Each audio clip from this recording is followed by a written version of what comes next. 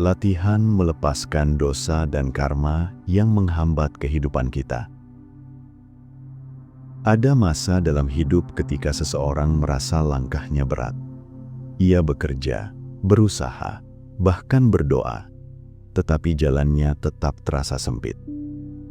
Seolah ada pintu yang selalu tertutup meski sudah diketuk berkali-kali. Rasanya seperti menanggung beban yang tidak sepenuhnya diketahui bentuknya. Dalam diam, ia bertanya pada dirinya sendiri, apakah ada sesuatu dari masa lalu yang menahan hidupnya? Sesuatu yang tidak terlihat, tetapi ada. Sesuatu yang tidak bersuara, tetapi menekan. Banyak orang mengira bahwa yang menahan hidupnya adalah kurangnya peluang atau kerasnya keadaan. Padahal seringkali yang menahan adalah beban lama yang tidak pernah dilepaskan. Beban itu bisa berupa kesalahan kecil yang tidak dibereskan, penyesalan yang disimpan, atau luka emosional yang dibiarkan mengalir menembus setiap keputusan penting. Ketika beban itu terlalu lama tidak disentuh, ia menjadi seperti simpul yang mengikat energi seseorang.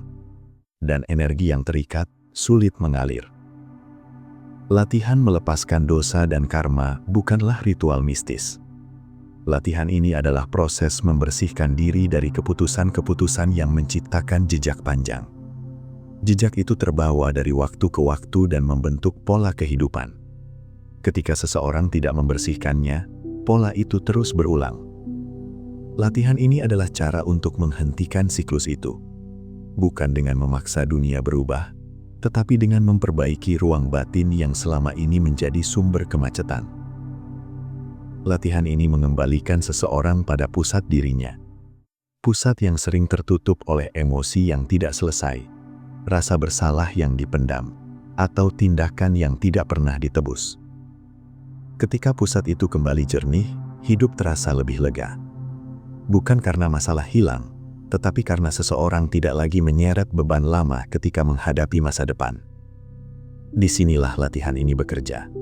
Mengurai yang tertahan, mengendurkan yang mengikat, lalu memberi jalan bagi energi yang lebih segar untuk masuk. 1. Mengakui jejak kesalahan dengan kejujuran yang tenang. Langkah pertama dalam latihan melepaskan adalah mengakui bahwa ada hal yang perlu dilepas. Kedengarannya sederhana, tetapi ini adalah bagian paling sulit. Banyak orang mengabaikan atau menutupi kesalahannya sendiri. Mereka menyimpannya di sudut paling jauh dari pikiran, agar tidak muncul ke permukaan. Namun yang disembunyikan tidak pernah hilang. Ia hanya menunggu kesempatan untuk mempengaruhi perilaku dan keputusan seseorang tanpa disadari. Mengakui kesalahan bukan berarti merendahkan diri. Mengakui kesalahan adalah tindakan keberanian untuk melihat diri sendiri tanpa ilusi. Psikologi menyebut proses ini sebagai konfrontasi batin. Ketika seseorang berani menghadapi dirinya, ia mengambil kembali kendali atas hidupnya. Namun ketika ia menghindari dirinya, kendali itu berpindah pada bayangan masa lalu yang tidak pernah ia bereskan. Kesalahan yang tidak diakui menciptakan tekanan dalam pikiran. Tekanan itu membuat seseorang mudah tersinggung, mudah curiga, atau mudah merasa terancam. Ia seakan membawa kaca pecah di dalam dadanya. Setiap sentuhan kecil terasa menyakitkan. Akhirnya ia bukan hanya terluka oleh masa lalu, tetapi juga melukai dirinya hari ini melalui cara ia bereaksi terhadap dunia. Mengakui kesalahan adalah proses menata ulang ruang batin. Ketika seseorang berani mengakui apa yang pernah ia lakukan, ia menarik kembali energinya dari masa lalu. Energi itu kemudian bisa digunakan untuk membangun masa depan. Tanpa pengakuan, energi itu tetap terikat pada kejadian lama. Dan selama energi terikat, hidup terasa macet. 2. Membereskan hutang emosional yang tidak pernah dituntaskan. Setiap kesalahan yang tidak diselesaikan menciptakan hutang emosional. Hutang ini bukan seperti hutang uang yang tercatat jelas. Hutang emosional lebih halus. Ia hadir dalam bentuk rasa bersalah, rasa malu, atau rasa tidak pantas. Rasa ini membentuk suara kecil di dalam pikiran. Suara yang berkata bahwa seseorang tidak layak untuk bahagia sepenuhnya. Suara ini muncul setiap kali ia hampir naik level, seolah menariknya kembali ke titik lama. Hutang emosional juga membuat seseorang berulang kali berada dalam situasi yang sama. Ini yang dikenal dalam psikologi sebagai pengulangan pola.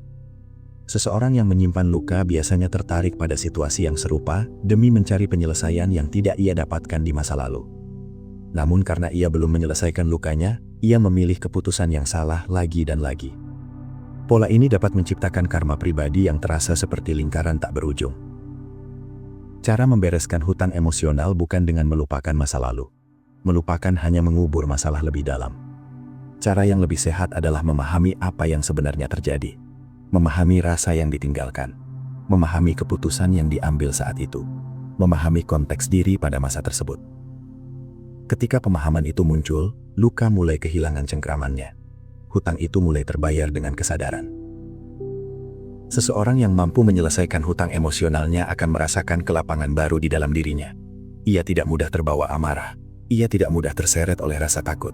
Ia tidak lagi merasa hidup selalu mengulang hal yang sama. Ia merasa memiliki kapasitas lebih besar untuk bergerak. Energinya kembali utuh. Dan ketika energi lebih utuh, peluang lebih mudah menempel.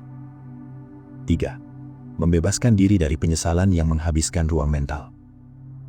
Penyesalan adalah salah satu bentuk karma paling berat. Bukan karena terjadi di masa lalu, tetapi karena hidup di dalam pikiran seseorang hari ini. Penyesalan menciptakan dialog batin yang tidak pernah selesai. Pikiran dipenuhi kalimat seandainya. Seandainya lebih sabar.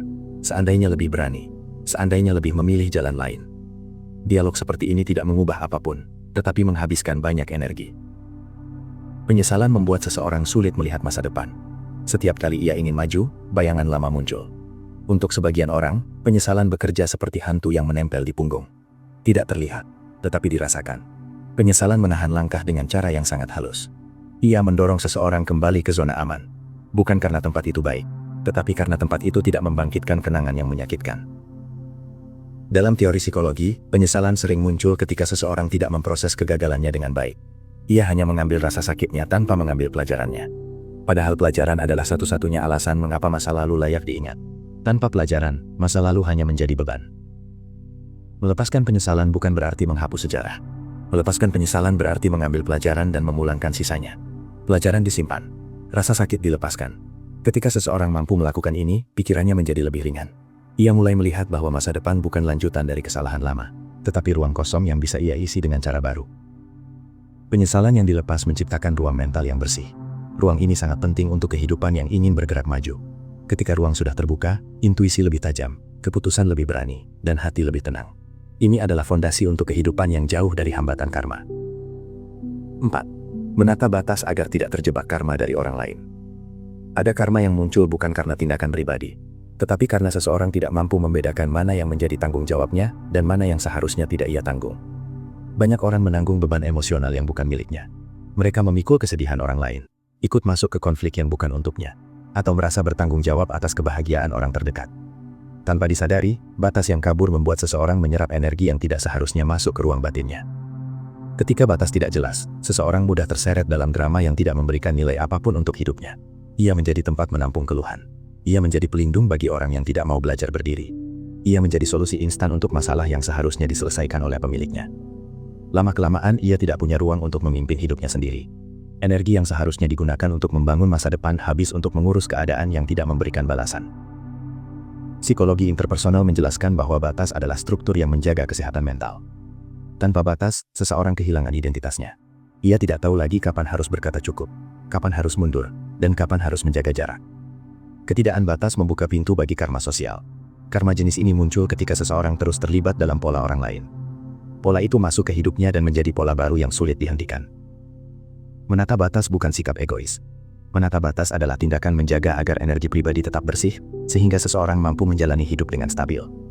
Ketika seseorang berani mengatakan tidak pada hal yang tidak sehat, ia sedang mengembalikan hak kepemilikan hidupnya. Dan ketika hak itu kembali, ia bisa menggunakan energinya untuk hal-hal yang membawa arah baru.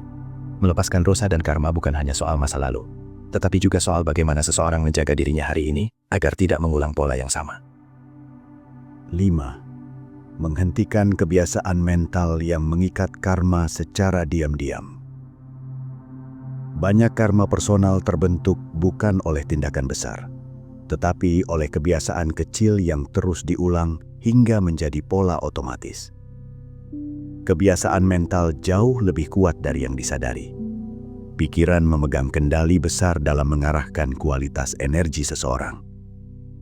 Ketika kebiasaan mental tidak sehat, hidup seperti berjalan di jalur yang berat. Setiap hal terasa sulit. Setiap peluang tampak jauh. Setiap keputusan terasa menguras tenaga. Salah satu kebiasaan mental yang paling mengikat adalah kecenderungan untuk menilai diri terlalu keras. Banyak orang tidak sadar bahwa mereka berbicara buruk pada dirinya sendiri setiap hari. Pikiran seperti ini menciptakan getaran yang rendah. Ia membentuk identitas bahwa seseorang tidak layak mendapatkan yang lebih baik. Lama-kelamaan, identitas ini menjadi fondasi yang mengundang pengalaman yang sesuai dengan keyakinan itu. Inilah salah satu bentuk karma paling halus. Karma yang tidak terlihat tetapi membentuk jalan hidup. Kebiasaan mental lain yang sering muncul adalah kecenderungan membayangkan hal buruk sebelum terjadi. Pola ini bukan kehati-hatian, tetapi program lama yang belum dibereskan. Ketika seseorang terbiasa membayangkan kegagalan, pikiran bawah sadarnya bergerak dalam jalur yang memperbesar ketakutan. Dan ketakutan yang besar mendorong seseorang untuk tetap berada di zona nyaman yang sempit. Pola ini menghalangi pertumbuhan. Ketika pertumbuhan terhambat, karma yang lama tidak pernah putus. Menghentikan kebiasaan mental semacam ini membutuhkan kesadaran yang tajam. Seseorang perlu tahu kapan pikirannya mulai menurun, kapan ia mulai mengulang pola lama, dan kapan ia mulai merendahkan dirinya sendiri. Kesadaran ini adalah langkah awal untuk memutus rantai karma mental. Ketika rantai itu terputus, pikiran menjadi lebih luas. Dan ketika pikiran lebih luas, hidup membawa arah baru. Melepaskan karma bukan hanya soal tindakan masa lalu. Melepaskan karma adalah soal menghentikan pola mental yang menciptakan masa depan yang sama. 6. Mengosongkan ruang batin agar energi baru bisa masuk. Dalam banyak ajaran psikologis dan spiritual, ada satu konsep yang sama. Hidup tidak bisa terisi oleh hal baru jika ruang batin penuh oleh hal lama. Beban lama yang tidak dilepas menutup pintu bagi pengalaman baru. Energi lama menahan energi segar untuk masuk. Inilah alasan mengapa seseorang bisa merasa stagnan meski sudah berusaha. Ruang batinnya terlalu penuh. Penuh oleh pikiran berat. Penuh oleh emosi lama. Penuh oleh cerita yang seharusnya sudah berakhir. Proses mengosongkan ruang batin bukan sekedar meditasi atau perenungan. Proses ini membutuhkan kejujuran, keberanian, dan ketegasan. Seseorang perlu bertanya pada dirinya sendiri, apa saja yang sebenarnya sudah tidak layak ia bawa? Apakah itu hubungan yang tidak sehat? Apakah itu ekspektasi yang bukan miliknya? Apakah itu ambisi lama yang sudah berubah bentuk? Apakah itu perasaan yang menguras tenaga? Semua ini perlu diangkat ke permukaan agar bisa dilepas. Ketika ruang batin mulai kosong, energi seseorang berubah. Ia merasa lebih ringan. Ia merasa lebih berani membuat keputusan. Ia merasa tidak lagi terikat oleh bayangan lama. Dalam kondisi ini, intuisi bekerja lebih jernih. Intuisi memberi arah yang sebelumnya tertutup oleh kebisingan dalam pikiran. Ruang batin yang bersih adalah tempat lahirnya arah baru. Dan arah baru adalah tanda bahwa karma berada di ujung perjalanan. Mengosongkan ruang batin juga membuka jalur bagi kesempatan. Kesempatan jarang datang pada orang yang terpenuhi oleh beban lama. Kesempatan datang pada orang yang punya kapasitas untuk menerima hal baru. Ketika kapasitas ini ada, hidup terasa lebih mengalir. Seseorang tidak lagi harus memaksa pintu terbuka. Pintu akan terbuka dengan sendirinya, ketika energi lama dilepas dan ruang untuk energi baru disiapkan. 7. Latihan menurunkan identitas lama yang menyimpan beban karma. Ada satu hal yang sering dilupakan banyak orang saat membahas soal karma. Mereka berpikir karma hanya soal kesalahan masa lalu, tetapi melupakan bahwa kesalahan itu menempel pada identitas diri. Manusia memikul bukan hanya perbuatan, tetapi juga pola diri yang lahir dari pengalaman emosional di masa lalu. Ketika seseorang pernah terbiasa mencuri, ia tidak hanya membawa dosa mencuri, tetapi juga identitas sebagai seseorang yang mengambil jalan cepat. Ketika seseorang pernah mengkhianati orang dekat, ia tidak hanya membawa efek emosional, tetapi juga pola menjadi seseorang yang berjarak dan tidak setia. Identitas lama itu yang mengikat manusia pada reaksi yang sama, padahal hidup sudah berubah. Latihan untuk menurunkan identitas lama ini dimulai dengan keberanian melihat diri secara utuh. Tidak ada perbaikan tanpa kejujuran. Duduk tenang, pejamkan mata, lalu ingat satu kebiasaan buruk yang sudah lama ada dalam diri. Biarkan memori muncul tanpa penolakan. Rasakan sensasi tubuh, kecemasan atau rasa malu yang datang. Jangan melawan. Biarkan masuk dan keluar tanpa diseret. Di momen ini, tubuh sedang menunjukkan pola emosional yang lama. Setelah itu, ucapkan dalam hati kalimat sederhana. Saya bukan lagi orang yang memilih cara lama. Saya sedang membangun diri baru. Kalimat ini bukan afirmasi kosong, tetapi pernyataan arah. Latihan identitas ini menjadi penting karena karma paling kuat bekerja pada zona otomatis. Manusia terjebak dalam lingkaran bukan karena takdir, tetapi karena terus memilih versi lama dirinya. Padahal setiap hari ada kesempatan menjadi manusia baru. Ketika seseorang memutuskan untuk tidak menjadi versi lama yang penuh amarah, maka pola marah pelan-pelan kehilangan tempat untuk tumbuh. Ketika seseorang memilih untuk berhenti menjadi manusia yang suka menunda, maka kebiasaan buruk itu tidak lagi mendapatkan energi. Identitas lama mati bukan karena dilupakan, tetapi karena tidak lagi diberi ruang. Dengan latihan ini manusia mulai merasakan ruang batin yang lebih bersih. Beban yang dulu menempel pada diri terasa memudar. Hidup seperti menjadi sedikit lebih ringan. Ada kesadaran bahwa masa lalu tidak lagi memegang kendali. Identitas baru memberi arah baru pula. Dan saat arah berubah, jalur karma lama pun kehilangan daya. Latihan melepaskan dosa dan karma bukan hanya soal penyesalan atau permintaan ampun. Itu hanya permukaan. Yang lebih dalam adalah melatih tubuh, pikiran dan hati untuk berhenti mengulang pola lama. Setiap manusia membawa jejak masa lalu yang menempel pada identitas. Tanpa disadari, jejak itu mempengaruhi keputusan, menarik pengalaman, dan membentuk jalan hidup. Bila tidak dihentikan, seseorang bisa terus terperangkap di jalur yang sama selama bertahun-tahun. 3 hal menjadi fondasi besar dalam latihan ini. Pertama, keberanian menghadapi memori lama tanpa menghindar. Kedua, kemampuan meredakan reaksi emosional agar tidak terjebak dalam lingkaran. Ketiga, kesanggupan merawat getaran hati agar tidak memanggil karma lama. Ketika 3 hal ini menyatu, seseorang mulai merasakan kebebasan batin yang sesungguhnya. Hidup tidak lagi digiring oleh masa lalu, tetapi diarahkan oleh kesadaran yang matang. Latihan ini tidak harus sempurna. Yang penting konsisten. Sedikit demi sedikit tubuh akan melajari pola baru yang lebih sehat. Karma lama melemah. Kesalahan lama kehilangan kendali. Diri menjadi lebih kuat, lebih jernih, dan lebih tenang. Dalam keadaan itu, masa depan terasa lebih terang.